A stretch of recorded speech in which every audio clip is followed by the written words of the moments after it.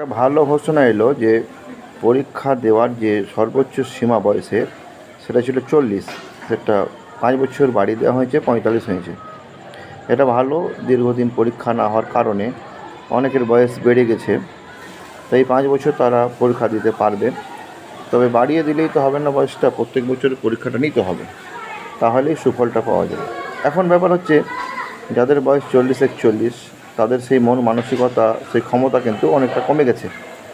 এরপরে আছে এখনকার যে অসম নাম্বার, এই নাম্বারে 80-90% রেজাল্ট, এটা কিন্তু অত্যন্ত অসম।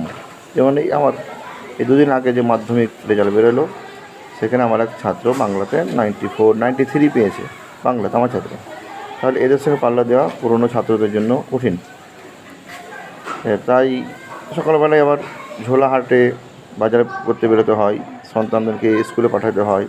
যাদের 40-42 বছর বয়স, তাদের ছেলেটা তো 7-8 পড়ছে, তাহলে তাদের জন্য অনেকটা কষ্টের বিষয়। কিন্তু এটা মনে রাখতে হবে, তারা কিন্তু নতুন ছেলেদের সঙ্গে পারবে না। তবে নাম্বারের গ্যারাকলটা, মানে যেটা একাডেমিক কোয়ালিফিকেশান যদি চেঞ্জ না করা হয়, সম্পূর্ণ তুলে দিয়ে ভালো, তাহলে পারতে পারে। তো যাদের 40-41-42 বছর বয়স, তাদের সুবিধা হলো একটা সুযোগ পাওয়ার। সুযোগ পাচ্ছিল না, পেলো। কিন্তু যদি তবু তো চ্যালেঞ্জিং, নতুনদের সাথে পাল্লা দেওয়া চ্যালেঞ্জিং, কারণ সংসার ধর্ম পালন করে এই বুড়ো বয়সে, এক কথায় তাদের অভিজ্ঞতা থাকতে পারে, কিন্তু বুড়ো বয়সের চ্যালেঞ্জ অনেকটাই। অনেকে পড়াশোনার সঙ্গে যুক্ত নেই, অন্য কাজ করছে, তাদের অবস্থা অত্যন্ত শোচনীয়। তবু যাই হোক, যদি পরীক্ষাটা প্রত্যেক বছর হয়, তাহলে আবার নতুন করে প্রস্তুতি তারা নিতে পারবে। তো সরকারের যদি সেই সদিচ্ছা থাকে, তাহলে সেটা সম্ভব হবে। আর 15 বছর একবার পরীক্ষা, এখানে হিন্দু সম্প্রদায়ের বেশি ক্ষতি হয়েছে, কারণ 98% চাকরি ওদের হয়, আর মুসলিম সম্প্রদায়ের 2%-1% চাকরি।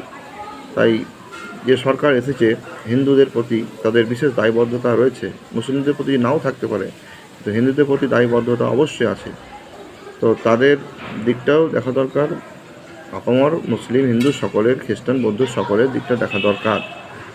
তো 5 বছর বৃদ্ধি করা হয়েছে বয়স। দেখুন সামনে এসএসসি বিজ্ঞপ্তি কখন জারি করে।